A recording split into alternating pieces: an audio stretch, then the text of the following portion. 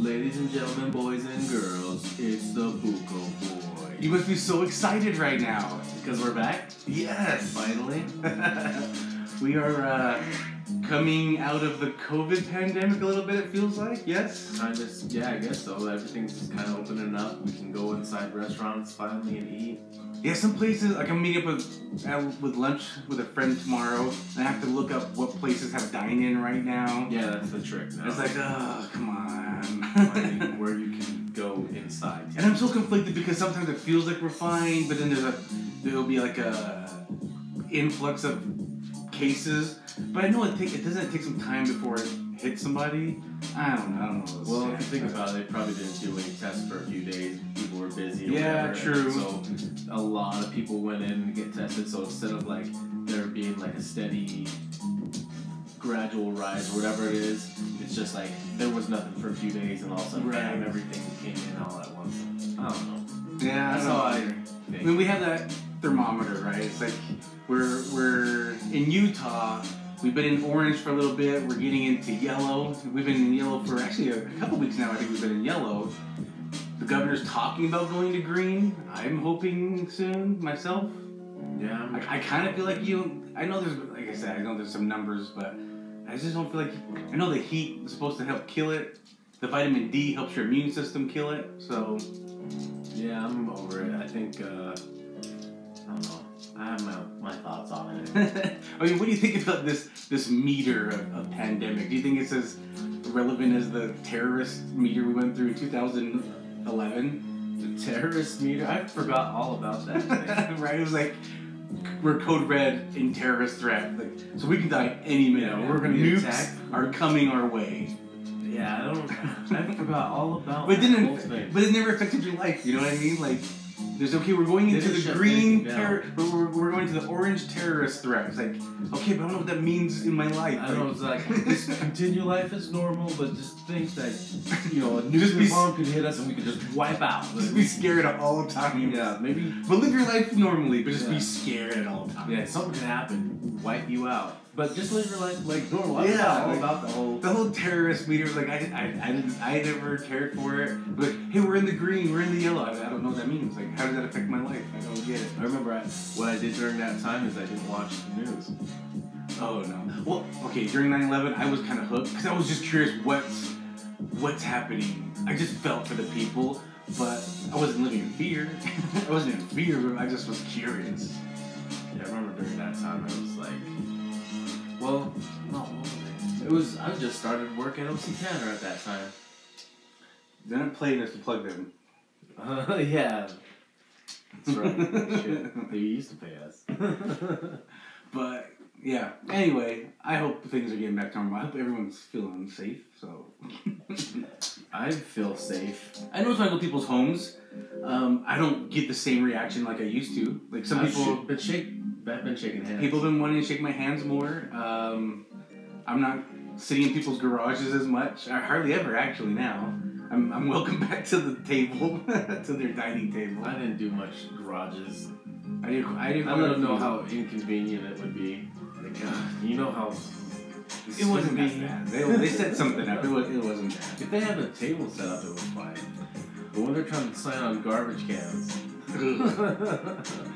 Anyway, you know, hopefully you guys are feeling back to normal too, like we are. That's why we're recording right now. In fact, we're gonna try to do 2 episodes this week for you guys because we have been behind. So that's our ultimate goal. But should we get into the first topic we got here? Okay, let's go for it. So wonderful Tim, has been on the podcast before. He was nice enough to invite us down to Family Tree Restaurant in Santa Quinn, Utah. We've mentioned it before. We've done investigations there before. But we did a private investigation. It was the Buko Boys with Tim and then another friend of ours named Dave. And it was just the 4 of us in this whole entire restaurant by ourselves. I think that's how it should be all the time. Wasn't that awesome? It was awesome. Yeah. You know, there was the only talking was we're all friends, so we did a little BS talking, but then just straight into the investigation. We had a great time with it. Yeah. And we don't know how long we can because I don't know. It's supposed to be for sale, so well, it is for sale. Yeah. So it could be sold any day. Yeah. So we don't know how much longer we can investigate there. We don't know that wants to buy the Family Tree. There's a restaurant. It's haunted. Do what you want with it. Yeah, so if you guys are new to the episode, the Family Tree, like I mentioned, is a restaurant, has a long history of different things, and there has been a lot of documented paranormal activity, including Ghost Adventures has been there. What's the other paranormal show that's been there? That detective. Yes. Psychic one. I can't remember it, but anyway. But they were the first ones to go there. Yeah, so it's been on many shows. We've talked about, you actually look at all episodes and find evidence that we've done there. But anyway, we had a good time because it was just the four of us.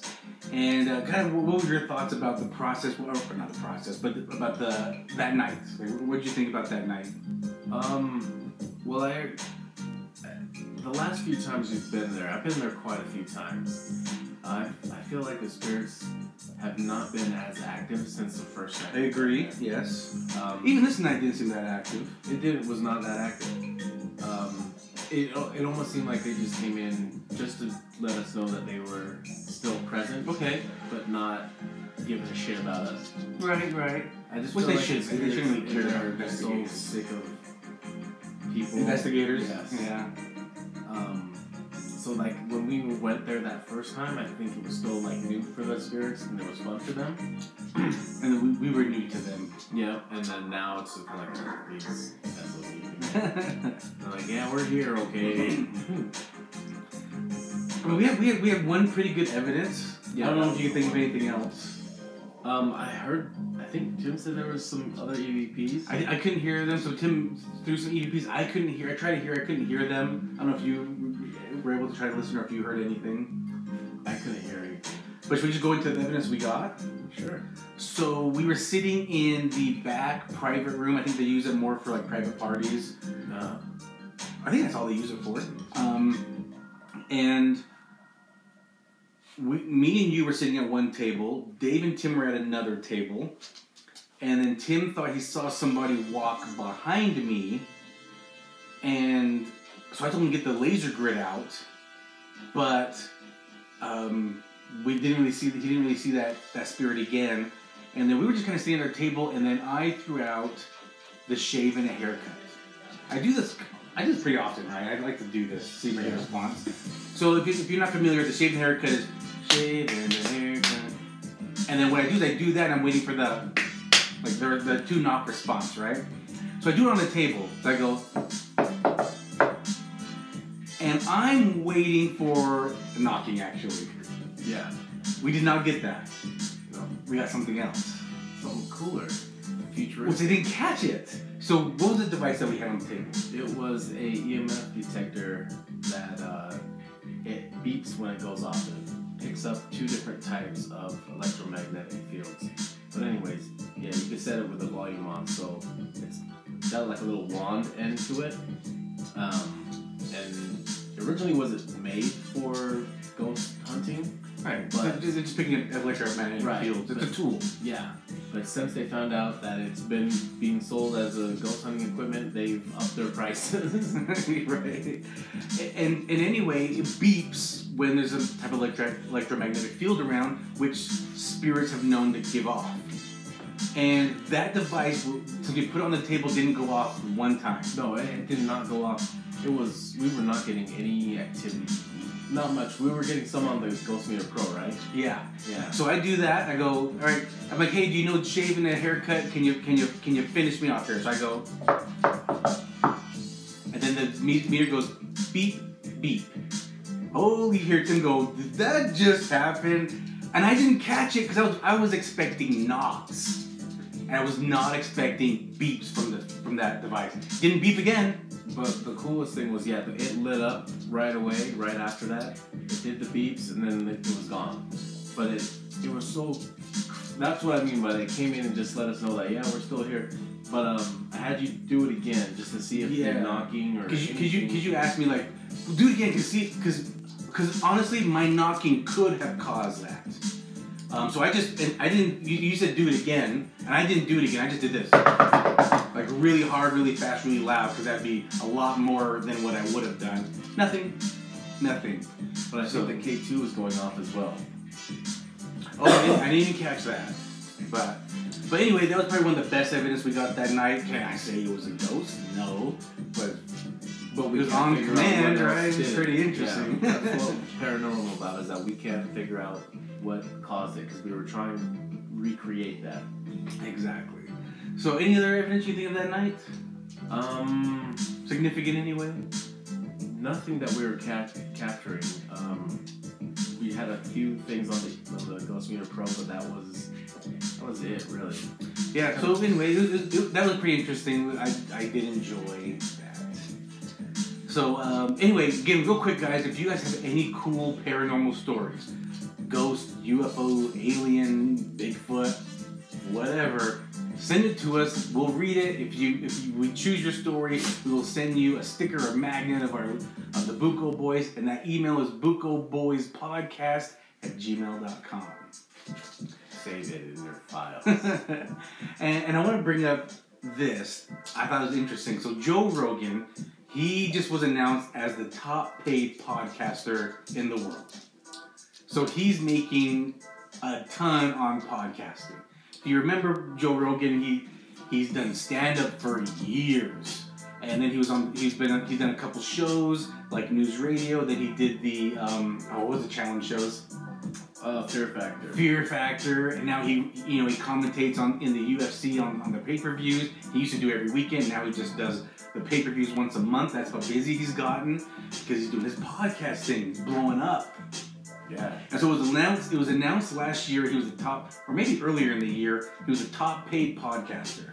I think it was like tens of millions a year just for his podcast. And if you listen to it, like the first 6 to 10 minutes is all ads. And then at the very end, a couple of minutes of ads. But his podcast is great, and I like Joe Rogan's podcast because he always he doesn't try to take a biased stance. Like he's genuinely open-minded to things. He might have an opinion of something, but he's open-minded to other things that might change his opinion. He's open to that. Right. And so that's why I love his podcast. He brings his friends on that are also comedians and actors and all sorts of fun stuff. But he just signed a huge deal with Spotify. So Spotify, which you can find the Buko Boys on Spotify, Spotify has been trying to ramp up a little bit because Apple owns the podcast market. Like I said, they invented the name podcast. They own that market, and then Google Play, iHeartRadio, Pandora's getting in the game. Spotify has a pretty good presence in it, but Spotify wanted to make a big move, and they bought exclusive rights to Joe Rogan Experience podcast. It hasn't been announced, but I think I've heard rumors it's close to $100 million. It'll be exclusively, I think around the fall of this year, it'll be exclusively on Spotify. And I subscribe to this podcast. So is he not going to have a YouTube channel anymore? Oh, that's a good question. So I know it will not be on like Apple and Google and iHeartRadio and stuff. It will not be there. I don't know about the YouTube channel. I don't know that. On my Spotify account? I got a Spotify account. Yeah, I might. Share that password with you. I can have 6 accounts on there. I need to change my shit up. Because I have it on solo right now. Oh, okay. Switch it to the family plan. You're on. Okay, awesome. You got instant ins. All right, I'm excited because I do like his podcast. I don't listen to it all the time. It's like 3 hours a day, so I can't do that. It's a lot of one podcast. I'm subscribed to a lot. I know his are long as shit. But I mean, they're good. Some people listen to podcasts every day for work, which is me. Like, I'm on the road a lot, so as much as I'm on the road, I don't listen to podcasts. I feel like when it breaks it up so much, when I'm in and out of the car and it breaks up, I lose track of what I'm listening to, or I have to make calls, so it breaks that up also. So I lose track again. So I just play music. I'm all in the podcast game. But anyway, I think that's great for Joe Rogan getting this huge deal on Spotify. Who knows? He might reach out to us next and offer us $100 million. Yeah, I know. Okay, $6 million. Keep throwing those offers at us. But anyway, I just want to mention that. Maybe the offers will get Another thing I want to talk about, and you just heard about it, I mentioned it to you before, but you just heard about it just now, is this all-in challenge. Which I kind of want people to and I kind of was looking at more of it, now I'm going to pull up my phone. I was looking more at it right now. I was kind of telling you. I think it's such a great cause. So, if you ever heard of Fanatics, okay, the owner of Fanatics is a huge company where you can buy your favorite sports team gear, attire, memorabilia. I mean, they sell it all. You can go to pick your favorite team, get all the weird accessories from your favorite team. Exactly. The grill stuff that you can put the logo, your team logo on the burgers. Exactly. I've actually bought purchased. Is boughten a word? Boughten? No. I've purchased. I think it is. I'm looking it up now. Boughten. The last time I bought anything. I have purchased from Fanatics autographed pictures for my man cave. So I bought some things from Fanatics. Oh, anyway, cool. The owner of Fanatics created this all-in challenge. He went to some of his celebrity friends, and what it is, the All-In Challenge provides food to those in need, like the kids, elderly, and the frontline heroes.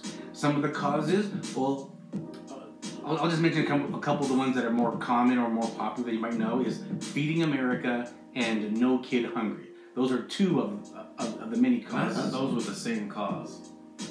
No, and I don't know. I don't know if there's like a parent company. I don't know, but according to this, they're different. They're different.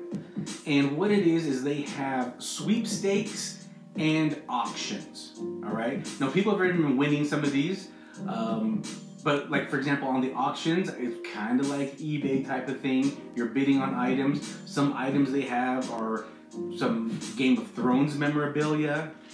These are some upcoming auctions coming up that you can go for. I don't even know some of these people. You can go to a Phillies game. You can go to lunch with a Utah Jazz player, and he'll give you the keys to his Escalade. You can go, if you're into racing, there's a Ryder Cup 4-day, 3-night stay. So there's a bunch of sweepstakes, okay? And they Escalade, man. and they have what's it called? Time limit. So what I'm telling you right now might not be there 2 weeks from now, right? So it kind of keeps changing up.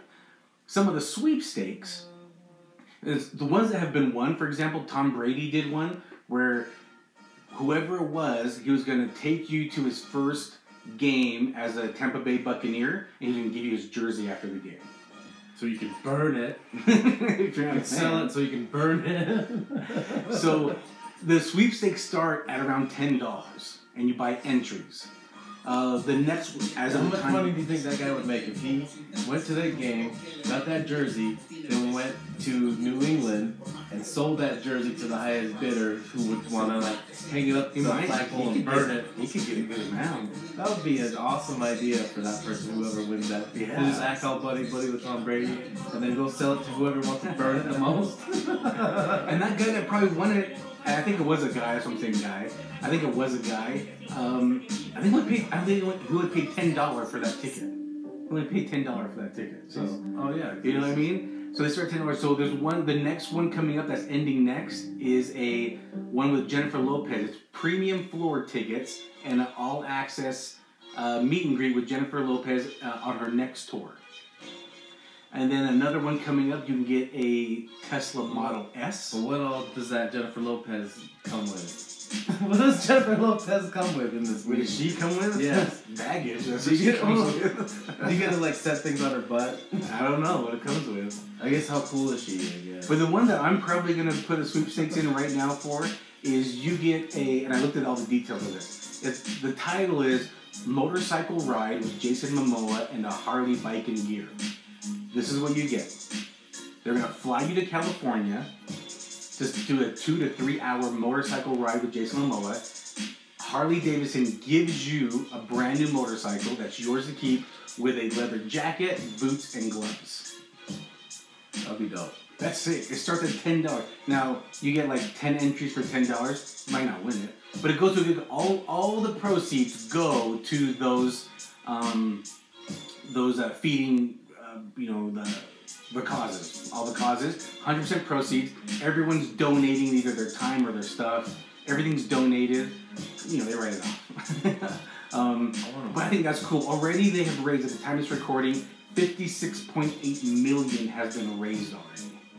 awesome. So, Really good. so if you're looking for something to maybe donate towards, or you want to try to win some of this cool stuff, check it out. Just type in All In Challenge on the Fanatics webpage. So it's fanatics.com/all-in-challenge. Much easier if you Google All In Challenge. I'll tell you right now. So anyway, really cool. I think that's really cool. I want to win some stuff. I might go check that out. You might try to do that Tesla day. I want to win a Tesla. I want to win. You may win for $10. Can you imagine that? I want to win a motorcycle, but I might. Me too. I'm still looking at those spiders. Oh, okay. But if you get a free one. Yeah. I get free Harley then. Yeah. So I'm probably gonna do that sweepstakes with Jason Momoa. I feel like we have a bond. Even though we haven't met. Another one coming up, Demi Lovato hangout and Chris Hemsworth.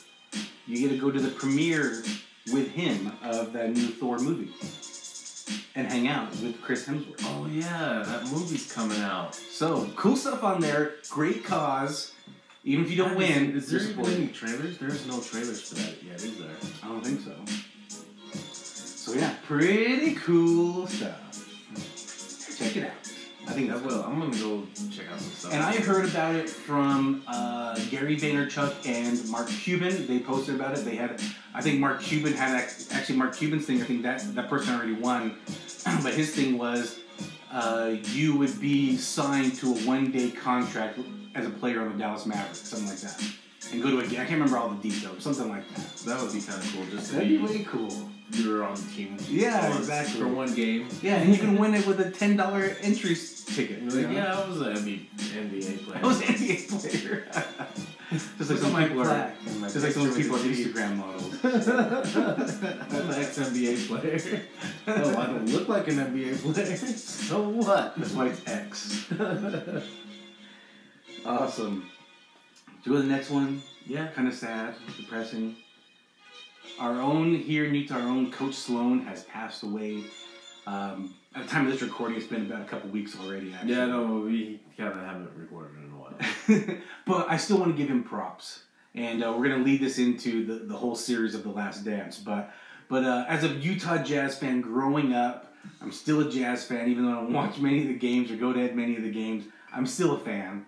I still support the team. And, when Coach Sloan died, I was like, oh, that sucks. And my wife said, why? Why does that suck? You know, he was old. And I said, okay, yes. And he was dealing with his, what happens with old age. He was dealing with that for many years. But just as a fan, I've been a fan of the Utah Jazz since I can remember, right? I was born in the 80s. I was a fan since the 80s. And in my opinion, the 90s is the best era of the NBA. Golden age. I'll fight anyone over that. I believe it wholeheartedly. 90s best era. That was the golden age of basketball, for real. It really is. And Coach Sloan was the coach of the Utah Jazz, and he took us to 2 NBA finals in the 90s. And I'm going to give some of the stats here real quick. These are just some of the best stats. He was 23 years a head coach. He was the first coach to win 1,000 games with one team, and number 2 all time with that. He made 20 playoff appearances, and out of those 22 were in the finals against the damn Bulls. Which is the team he used to play for. Which was the team he played for, and they retired his number. So he would play in the stadium where his number is retired, hanging up in the rafters. And but that guy, he was a good coach. Yeah, so what's crazy is he's not even from Utah, had no ties to Utah, and came here as the head coach. But what's so weird is that when you think about all the things about Utah and you think about Utah Jazz, it's always like Coach Sloan. Well, for me anyway, so because I guess, so he retired in 2010. Something like that. And I stopped caring about basketball about 2002-ish. Okay, all right. And so he was still the head coach to me. So when I think about the Jazz, I still think that he's the head coach. Mm-hmm. And so even though he retired in 2010, all these last 10 years it's just been like, wait a minute, he's not the coach? Yeah. Wait a minute. It's Tyrone Corbin now? Holy shit. Oh, that's right. And then he kind of came back as a little bit, and now Coach Snyder, but I forgot Tyrone. Because he was really rooting for Tyrone Corbin to be a good coach, and just wasn't doing it. I know. I was hoping for it too as a former Jazz fan. Yeah, because he was a Jazz player. And anyway, I just thought it was really sad, and it was it was interesting that it happened right after the last series of The Last Dance premiered. If you don't know, that was a 10-part series on ESPN about the whole Bulls. I wouldn't say dynasty, but their period of a great dynasty of that golden era of the '90s. So it was kind of interesting that it happened during that time. I guess there was a big Zoom meeting between a lot of those players, and Karl Malone even said something on that Zoom meeting, like, "Hey guys, keep Coach Sloan in your prayers. He's having a hard time." And I guess the next day or 2 days later is when he passed. Like, yeah, a couple days after that. But I got chills actually. Anyway, I just wanted to give big love to the Sloan family for their loss, and for the Utah Jazz organization with their loss. And I don't know if you want to say anything else about it, but no, just that was a big loss for the Utah Jazz for sure. But yeah. So let's talk about The Last Dance. And I don't care if you want to talk about any of the beginning. If you want to go right to the end, I'm cool with that too. But The Last Dance, like I said, talking all up and down about The Last Dance. Okay, so 10-part series. They did 2 episodes a week for 5 weeks. It was on ESPN. I think you can still go to the app and watch the episodes still. Yeah, you can. You didn't know that there was an unrated version of it.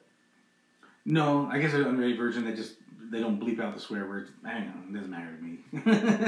I don't care. Just sounds better.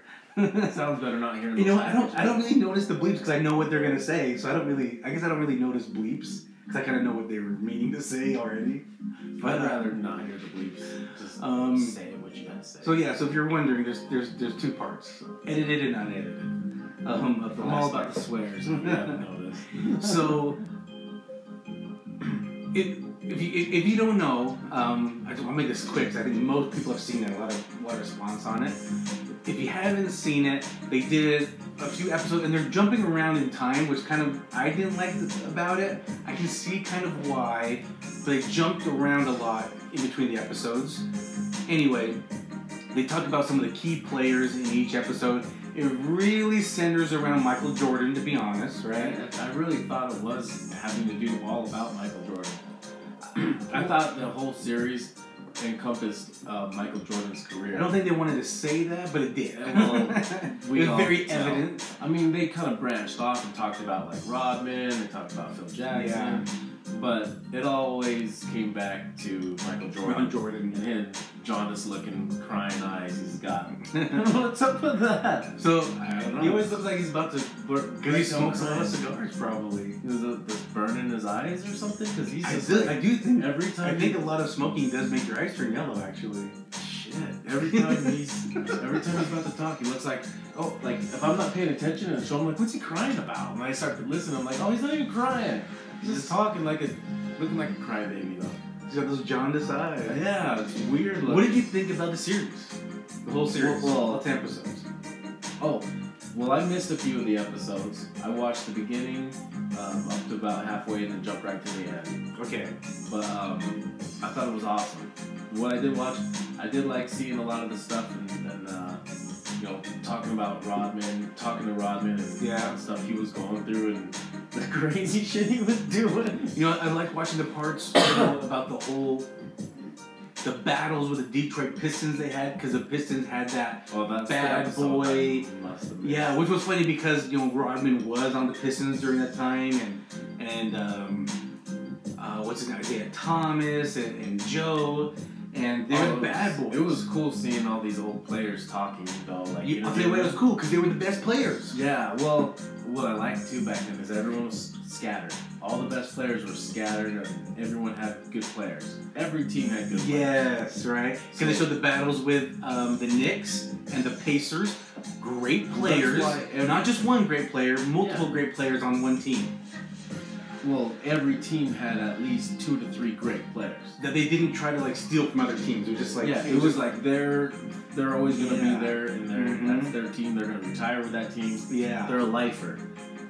It was great. It was watching the battles with the Lakers in the playoffs when they did their first three-peat, and then also to get there with the Celtics and the Pistons, and then later with the Pacers, and then the Utah Jazz. Oh, and then it kind of went through kind of like Shaq's start of his career. Yeah, we went over Shaq. That's like, he was that was my shit back then when Yeah, Shaq started. that. Shaq and Penny. Yeah. Like Orlando Magic. Jazz were my team, but I had like a secondary team. You know, the Magic. I don't know why. My second team was the Charlotte Hornets. Mine was the Orlando Magic. Yeah, Larry Johnson, Grandmama, and Zoe. But I guess I wanted to be different than everyone around me. At the same time, I still wanted to root for the Jazz, but I wanted to be a little different. I don't know. It was cool. That was my favorite part. But I like Shaq because I guess he was young, new, and just big and strong and just smashing backboards. Yeah, and that was cool. Video game Shaq Fu. Oh, it was terrible. This is the worst game ever. Dude, I didn't get it. There was no point. Like, I just didn't understand what was happening. I don't know. And he had those terrible movies. Shazam or something. Because he was just a big dude that they were trying to market on. And Blue Chip was good though. Because that was his life story. Yeah, Blue Chip was a good movie. I did like that one. I do want to watch that again. He looks so different now. I mean, he looks the same, but just it's been a long time. Yeah, it's so weird. Like that's 20-something years more. Isn't it? Yeah, more. Like a generation ago. Jeez, that's the one man. I didn't think about it. We've been through some shit. Old. We've been through some shit. I loved it. You know, and they went into the different players, like we mentioned, Rodman, his wild time. While he was married to Carmen Electric. Like you almost forget about that stuff, right? And when he dressed like a woman. Yeah, and he married himself. Yeah, you forget about some of that stuff. He started doing his hair and when he talks now, he's like, he did some dumb shit. Yeah. And then, you know, Scottie Pippen and his bad contract advice. And man, so how bad is that how good of a player Scottie Pippen was, and was always the backseat because Michael Jordan was the man. And he just outshined him. I know. But, like, if he was on another team, he'd be, like, the star of that. Well, when Jordan did retire, you know, he really rose to the top. But at the same time, Scottie Pippen was already, like, on the way out at that time, too. No, when he was playing, he was the man. He was putting up the most points and everything. Well, no, yes, I know that, but I'm just saying he was still the man, but just outshined by Michael Jordan, where I'm saying Michael Jordan was number 1 on the team and Scottie Pippen was number 2. I'm just saying if Scottie Pippen was on any other team, he would have been number 1. Most likely. You know, because Jordan was there. And shit, there's nobody at the time and still now. You could say all you want about anyone else, but no, Jordan's the man. Jordan wins out of anybody. I know, I hate to say it. They talk about a lot of hate players. on it all you want. Jordan wins. They talk about a lot of players 10 out of 10 times. Like Horace Grant and B.J. Armstrong and a couple other players. Tony Kukoc. So they mentioned a lot of the other players that were Chris Webber and Chris Mullin in there too.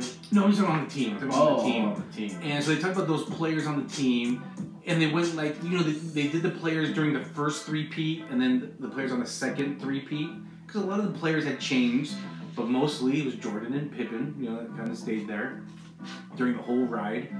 What did you think about when they did their episodes? I don't mean all those other players, but I mean like they did. It was really centered around Jordan, Pippen, and Rodman. Right? It was really centered around those three. Well, yeah, the whole thing. Right? They mentioned other players, but it was really every episode was about those three. What did you think about Rodman? How do you think he was portrayed? Do you think he was accurate? Because some people, you know, made him look like, I don't know, I can't remember. So, some people kind of felt different ways about like Rodman, for example. How did you feel about him after watching that? The same, differently? Oh, now? I think how I feel about him now? Like, after watching it, yeah. Well, I already had kind of an idea because I was listening to him on the Hot Boxing with Mike Tyson. Okay. And that he was sounding a lot of, he was talking about how dumb he was about back then. And immature, right? Yeah. That happens. But anyways, watching him on this, he was still kind of like that. You know, he was talking about how dumb he was and all that shit. But he was, I think he just had to go through it. He came from a shitty growing up. Yeah. So he was like, having all this money and all this fame, so he's doing dumb shit. Right. Which a lot of people do that come from nothing. And then all of a sudden they have money, and then they just, I can express myself and have a platform. I'm gonna do this. I'm gonna marry myself. I'm gonna marry Carmen Electra. That was branding before branding is what it is today. He really branded himself well. Yeah. During that. Well, there was no social media back then. Exactly. There was just paparazzi and tabloids and. Gosh, now that saying that out loud, he's almost like the first person to really brand himself. No. In a way that was outspoken for him. No, Muhammad Ali did that way before that. Yeah, I guess so, but not to the extreme. I mean, he branded himself with with doing the extremities of what he was doing. No, he just went into like outlandish. a bizarro fetish world when he.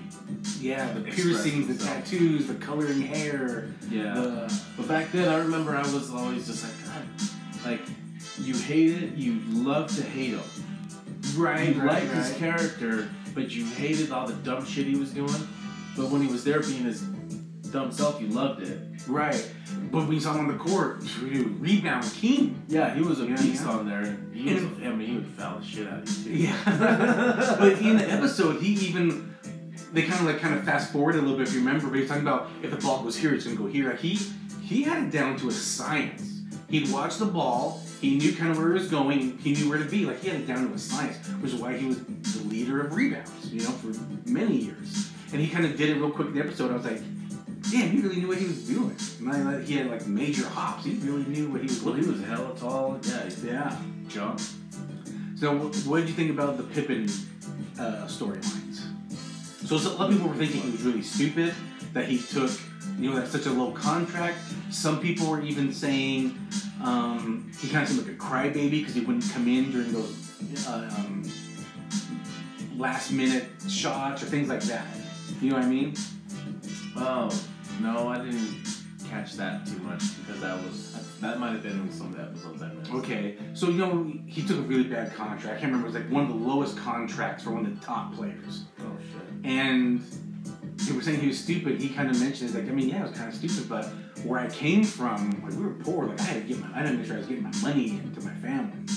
I kind of get that, that almost take the first deal thrown your way, didn't really know how to haggle or negotiate. Just, okay, where do I sign? That number sounds great, which it is a great number, but you could have got double that maybe.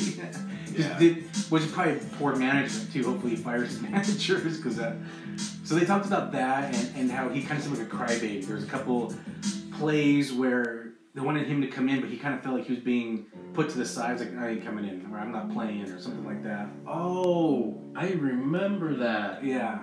I didn't see that in this series, but I remember seeing that in the news stories back then. And I didn't think that. It's just I think one of the players later in the back locker room madly cried at him, and was like, "Why'd you do that? Don't do that again to us. You're our leader. We need you." He felt really bad about it. I don't know. Sometimes you get in the moment, and you kind of get frustrated in the moment, and then later be like, I should have done it. Yeah, but too late now. It's not about you. It's team. Yeah, there's no I in team. Yeah, you son of a bitch. Son of a bull. And then let's talk about Jordan. So some people thought he just looked like a real asshole in the episode because the way he barked at players and things like that. I didn't get that, but what did you think? What in the episode? Yeah, I didn't catch that. Because during some of the practices, come on, get off your ass, move quick, don't stop. He would yell at them during practice. Sometimes they had footage of them on private planes, and he kind of give out some secrets, oh man, look at so and so over here, Scott Burrell, or I can't remember his first name was, but look at Burrell. Watch out for him. He was up all night, with something. It's no, cut that out, because I think he was maybe married or something. Oh. I was no, I wasn't. But it was kind of like a player code, you don't say nothing. But anyway, some people thought he kind of came off kind of that way. No, he just wants to win. I think there's a reason why he's the GOAT of basketball. Yeah. And it was because I think he was pushing his team member. I didn't think he looked like a jerk to me. He's like someone that was really pushing hard for his team members. Some of them got mad at him. What's his name? The head coach of the Warriors now. Oh. Blonde guy. Yeah, Kerr? Something Kerr, right? It is. It's Kerr. Is it Kerr? But they got in. He kind of got pushed to a point of the edge, and he finally just snapped at Jordan, and then they were kind of going at it, and then Coach Phil told him to go take a shower or something. A lot of his stories were pretty funny though. Yeah, and then he came back and apologized, but then Kerr said, "I knew it, but there was a reason he was doing it. There's a reason why he's the best because he kept pushing and he pushed us to be at a better level." And I don't feel like any of them really had a hard feeling towards him. Didn't seem like that. It didn't seem like maybe they had moments, but overall, they have rings. They got rings. Yeah. And so, what did you think about Jordan after watching that? Though, did your mind change? Your opinion change of him? No, nothing changed my opinions about anyone about that. Me neither. Stockton looked old as shit though, right? In the interviews? Yeah. So should we fast forward to that part? Yes, please. I'm wearing my Utah Jazz hat and watching the YouTube channel. Yes. So that whole thing was cool because I was... You have a different experience of me during those. It was 2 years in a row, but you had a different experience because this was in the late 90s, 97, 98. Yeah, and I wasn't old enough to like do anything cool. You know, I was like... But what you did was pretty cool. You were really... Yes, it was cool. So talk about that. Like, what do you remember about that? What were you doing? Where'd you watch it? Things like that. Well, I remember going downtown. Yeah. Here. Anyways, going downtown, they would around the Delta Center where the Jazz played. What was that? It was that news building, the KSL building. Okay. They would have a huge. They would play the game there for everyone to watch. You could like bring coolers and blankets or whatever, chairs, and watch the game outside with everybody. And we would do that with a cooler, and Mom and all her Filipino friends would have the Filipino flag, and they're wearing all their matching Jazz shirts. But we'd watch the game downtown doing that. Is that pretty cool? Because I actually had everyone's cheering for the Jazz. Pretty Everyone's nuts. going crazy, and it's outside, so that's cool. So I was working. I was already in high school, and I had a full-time job as well. And so I remember where I was working, they kept announcing the score randomly on the intercom, what the score was. And then when the games were like the weekends or things like that, like I was into it, man. And the first finals, the '97 season, and we lost that first game to the Bulls. I think they got us in like 4 or 5 games, something like that.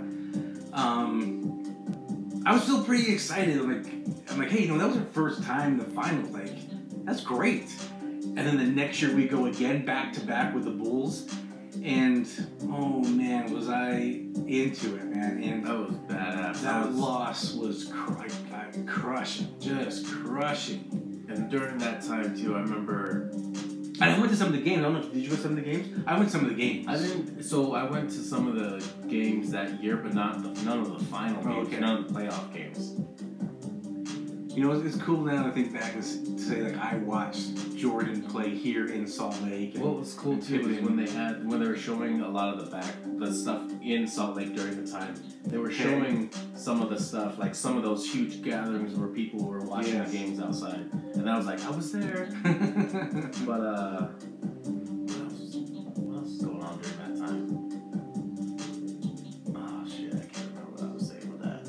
You were saying when they were showing parts of Utah during the episodes. Oh yeah, it was just really cool seeing all the different things going on. Yeah. Thinking about like where I was at that time. Yeah. Thinking about where I was, knowing that at that time, seeing myself or thinking about that, going, I was there at that time, and showing other scenes, thinking, okay, when they were playing that, where was I at watching that in Chicago? When they were playing in Chicago, where was I watching that? Okay. Or then showing Salt Lake, going, oh yeah, where was I when they came in for this one? Yeah. But that was pretty cool. It was an awesome time, and they haven't been back since. But still loved watching that. The last 2 episodes were my favorite, just because it incorporated my team, and well, it was crushing. Funny too is when you look out when this was the 90s in Utah too. So they were showing all the people in the crowd in the Delta Center. It was just a lot of blonde hair and denim. See a shit ton of blonde hair and denim. Okay. If you go back and watch it, look at the audience. Yes, I can see that. And you know what was cool too was the family, Jordan's family, his kids. They were like, we weren't allowed to go up there. We had to stay down because the Utah fans are rowdy. They are crazy. They're super loud, and we're known. I'm proud to say that Jazz fans are known for that. Even ask Brian Westbrook how rowdy the fans can get here in Salt Lake. But it was kind of cool that they mentioned that, and Jordan's kids were like, yeah, we were told not to like Utah because those were some battles. And because, you know, Jordan was friends with Stockton and Malone. You know, they were in the Olympics together. They played each other all the time. Those three are some of the greatest players in NBA history. And so they have a bond. And it was really cool to see that last game when the Bulls won, that Malone actually got on their bus and congratulated everyone on their bus after they had all showered and done press and everything. Yeah. I thought that was kind of cool. And what did you hear? Why did Malone not want to be in this? I didn't hear anything, no. So Malone wasn't in this. He didn't interview at all. Well, it was only Stockton out of the whole Utah. Well, I heard there was a thing that I heard Malone did not want to be a part of this or something. I was wondering if you heard anything about it. No. I could start a rumor. But even Stockton we could start a rumor. But even Stockton didn't do a lot on it, you know. But anyway, maybe because I'm not actually. I have no idea. I really don't have any idea why. But anyway, it was really cool. It was really fun, and it was crushing. And Jordan told a funny story about Brian Russell. That Jordan approached Stockton and Malone and was just saying hi to them. And this was after he retired to go play baseball. And then B-Russ said, "Man, why'd you retire, man? Because oh yeah, I could get one up on you." And then Jordan looks at Malone and goes, "Man, you better watch your guy over here." He's like, "Don't worry, he's just a rookie." Now, Jordan goes to baseball. Actually, I heard he sucked, but I heard for what he was in, for those minor leagues, I heard he actually did pretty good for the minor leagues, but just wasn't well. Yeah, he wasn't cut for the major leagues. Majors. But anyway, he came back to the NBA, and the last game, did Jordan push off? No, he didn't. As much as everyone wants to debate it, and as much as I hated the Bulls during this time, watching it again during this, there was no push off. You know, that was an ankle breaker. Something I look at it, I'm like, oh yeah, his momentum kind of. That was a straight ankle breaker. But then there's the other angle, like, oh shit, he did push him. Get him, flag him for it. No, so there's different angles that I see. I'm like, wait a minute. But then you see the good angle. There was no contact, and it was like, no, he didn't do it. But I have a couple funny stories about B-Russ. I have a funny story about B-Russ during this time. Go ahead.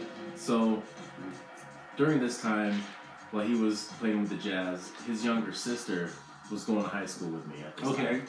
So I'm a sophomore, 10th grade. Okay.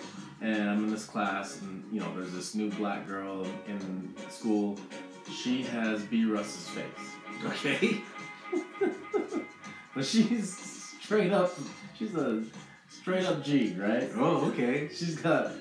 We're sophomores, and she's got tattoos all up and down her. Wow. She's got paw prints all up her thigh. Oh, I'm like, you little slut. What else you got? She had other tattoos and stuff already. We're sophomores, and she got like prison tats already. Wow. Remember when he had his little R&B show on Sunday nights? He did, yeah. He had a little 2-hour little. Yes, I do remember that. So, anyways, she starts going to school. So she starts talking to me, and like, she's flirting with me and wanting to like hang out with me. Well, who knows her? Let's see if she was flirting with Dale. This was weird. I was not okay with it. It was weirding me out because I was not finding her attractive at all. I thought she looked just like B-Russ. Like, there was nothing attractive about that. So I was like, ugh, no thanks. I have no comment. They're like, you. No. You weren't there, you wouldn't know. But God, you knew I was a stud back then, especially 10th grade. Don't deny that. No, for a fact, she was flirting with me. Anyways, another story. Right after high school, seeing him in episodes too. Big Dog. Antoine Carr. Yeah, Big Dog. So it was like right after high school, and I was hanging out with Antoine Carr's. It was his brother. Okay. He has a brother named James. I was working with him at the time, and this one day he's like, "Hey, I'm with my brother. Come over and chill." So I go hang out with him, and my buddy goes home, and Antoine Carr tells me to just come hang out with him. So I'm hanging out with him. I go to his house, and we're in his basement. He shows me his basement. He has a recording studio in his basement. Okay. And so he's showing me all the different albums that he helped produce and stuff. And showing the plaques on the wall and some of the local artists he was trying to help out and everything. And then his wife made dinner for us, and then we had Bacardi Limon with our dinner. And I'm only 18 at the time. Okay. But this was badass for me. This is the coolest thing That's ever. a cool story, yeah. And then I agree. he was starting a carpet business. So he shows me, he goes up to his attic and he's showing me all his carpet bundles and stuff of his carpet business. I got. It's like, oh, my rolls of carpet I have. Come look at it. Come feel this fabric. That's funny. That is funny. But yeah, me and him back then, we were chiefing big time, right? Okay. So he's gonna take me back to our parents' house. Okay. Because I wasn't driving. I had a car, but I wasn't driving this day. So he's giving me a ride back home. And I'm like, man, you gotta take me somewhere to get some eye drops. I can't be going home all red-eyed like this. He's like, all right. So we pull up to the Harmons in Fort Union. And he's just parked in the front, blocking everybody. Well, can you do this? He's like, I'm the big dog. I'm like, damn right you are. That's a good answer, honestly. Yeah, but... that was my story hanging out with Big Dog. Okay. And be yours. This was all during that good golden era time. All right. All right. Back to the last dance. I can't remember where we got left off. Who cares about the last dance anymore? I was hanging out with Big Dog. So, let's see. Oh, we're talking about the push-off. That's right. We're talking about the push-off. Next question. Did he get... They call it the flu game, but he didn't get the flu. He said he got food poisoning. He got 5 Guys in his butt. You got what? 5 Guys pizza. So I guess 5 Guys delivered some pizza. And he had a problem with... He was the only one that ate it and got sick. Did he get food poisoning? Maybe. They said that the way it seemed that there was more people that came there and they were all being all weird, trying to look around. 5 Guys showed up to deliver one pizza. Well, I thought it was 5 Guys pizza that they ordered. What was the pizza that they ordered? I don't know. They didn't say. Just I thought it was 5. No, 5 Guys came. Oh yeah, because that was the thing is that there's a pizza place here in Utah called 5 Guys. No, there's not. Yeah, there's 5 Guys pizza. No, 5 Guys burgers. Is there so there's not a 5 Guys pizza? Okay, never mind. That's why I don't get the joke you keep saying. I'm like, I don't get this joke. I thought there was a 5 Guys pizzeria. No, there's not. Okay. I kept thinking that there was this 5 Guys pizzeria. No. And so when 5 Guys delivered one pizza. So 1, 2, 3, 4, 5 different men. Yeah, I get delivered it. A pizza. That's funny. Which, if they knew they were delivering, I could see why people would want to, some of the people would want to come check it out. But I think I heard somewhere that the guy that delivered the pizza say, hey, there's nothing wrong with that pizza. We didn't do anything to that pizza. I don't know what it was. Maybe he got the flu, but I don't know. We didn't do anything. They made it sound real fishy that they did something to it. But at the same time, they probably just all wanted to come see Michael Jordan. Yeah. They probably were just all fans. Everyone wants to see Michael Jordan. Exactly. As much as I didn't like him because he was on the wrong team, I still would have wanted to see him. I mean, in elementary school, I had a poster of him when he did the slam dunk contest from the free throw line jumping. I actually I had that poster. But then when they went to the finals, I sure as hell threw that poster away. To this day, all right, it is 2020. I have never owned anything Jordan. I refuse to own anything Jordan. To this day, that's how much of a fan I am. I will not wear Jordan. I never made that vow, but I did. But I just never have owned anything Jordan. Just not that I can think of, anyways. I've bought some Jordans for gifts, but I've never owned myself. I wouldn't even buy them for my wife. She had to buy her own Jordans because I wouldn't buy her something that she wanted. Like, nope, I ain't buying them. I don't care. It doesn't fit me. You're not a fan, man. Well, I would wear Jordans if it went with me, but it doesn't go. I don't play ball. I'm not a sneakerhead. Nope. Ixnay on the Jordan name. However you say that. I don't buy them. I won't buy them. I'm still mad at him. Still mad at him to this day for that loss. I ain't mad. That was a cool game. It would have been way cooler if we won. It would have been way cooler. But yeah, I refuse to wear Jordans. I've never purchased Jordans. This guy. And that's all I have to say about that. But yeah, that was I pretty much after that is when basketball died for me. Because soon after that, Stockton, Malone, they were at that age where they knew they were done. They retired. Yeah, and I mean Malone went to the Lakers to try to chase the ring. Yeah. Couldn't get it. But after it was the year he retired. A year after he retired, they got it right. Yeah. What did you get for jumping on the bandwagon? Botten is a word, so there. Botten is a word? Yeah, it is. Botten, bought rather than homemade. Yeah, Botten. I'm correct. Once again, prove you wrong all the time. Yeah. So, new word of the day, Botten. Yeah, it's a word. Anyway, that was the greatest era. It was a fun show to watch, to see all the players. Patrick Ewing. Oh my gosh. Anyone.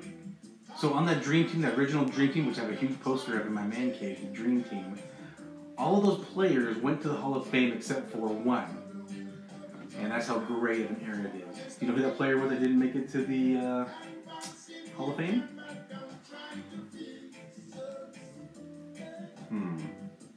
Probably the most forgotten player, that's why. Christian Leitner. I would have never guessed that. You forgot he's on the team. Yep. So he's, but that's a huge class. Anyway, greatest era of basketball. And then later on, Coach Sloan and John Stockton went into the Hall of Fame together. You can probably assume who John Stockton had introduced him into the Hall of Fame. Hello. Yep. But Jerry Sloan, Coach Sloan had Charles Barkley inducted, which was interesting. I don't know where that relationship came from, but I thought that was pretty They interesting. just play golf together a lot. Maybe. Anyway, does you want to say? No, I'm good. All right, guys. Well, hope you guys like The Last Dance. Tell us what you thought. Do you think the 90s era of basketball was the best? Of course. If you agree, you're correct. If you disagree, you're wrong. Just saying that right now. All right, guys. Thanks again for listening and watching the Buko Boys podcast. We are going to try to do another one this week for you guys to catch up on things. So Peace watch out for that. everybody. Bye.